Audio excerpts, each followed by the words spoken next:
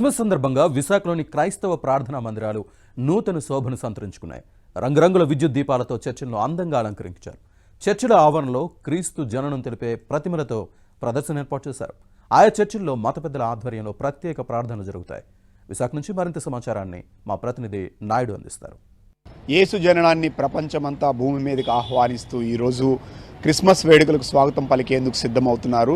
So ప్రపంచమంతా కూడా అన్ని చర్చిల్లో కూడా ప్రత్యేక ప్రార్థనలు చేసేందుకు అన్ని చర్చిలు కూడా సిద్ధమయ్యాయి. చాలామంది ఈ డిసెంబర్ మాసం నుంచే కూడా యేసుని ప్రార్థించడంతో పాటుగా యేసుని ప్రచారం చేస్తారు. సో ఇప్పుడు చాలామంది ఇప్పుడు మనం చూస్తున్నాము.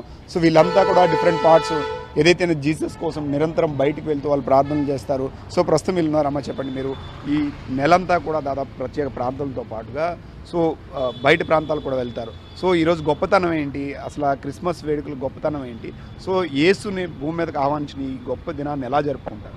మేమందరం అయితే చాలా చక్కగా జరుపుకుంటామండి. మరి మేము జరుపుకోవడమే కాదు, ప్రజలందరికీ కూడా దేవుని ప్రేమను యేసుక్రీస్తు వారు ఎందుకు ఈ లోకంలోనికి వచ్చారో అనేది తెలియపరుస్తూ, ఆ యేసుక్రీస్తు వారు ఈ లోకానికి ఎలా ప్రేమతో వచ్చారో ఆ ప్రేమను మేము అందరం ప్రజలందరికీ తెలియపరచడానికి చాలా చాలా విధాలుగా ప్రయత్నం చేస్తూ ఆ ప్రేమను పంచుతూ ఉంటామండి. సో క్రిస్మస్ అంటే ఇంకా ఇది ఈ ప్రాంతానికి చెందింది కాదు, ప్రతి దేశంలో ప్రపంచంలో ప్రతి చోట కూడా ఇది జరుపుకునే ఒక గొప్ప పండుగని మేమైతే చాలా బాగా సెలబ్రేట్ చేసుకుంటాం. ప్రార్థన ఎలా చేస్తారు మీరు? ఇప్పుడు ఎలా ప్రచారం బయట ఆల్రెడీ చేస్తున్నారు కదా, సో ఒక సాంగ్ ఆల్రెడీ మాకు జన్మించే రేయిలో శ్రీ యేసుండు జన్మించే రేయిలో నేడు పాయాక బెత్లెహేమ యూరిలో నేడు పాయాక బెత్లెహేమ యూరిలో శ్రీ యేసుండు జన్మించే రేయిలో శ్రీ యేసుండు జన్మించే రేయిలో నేడు పాయాక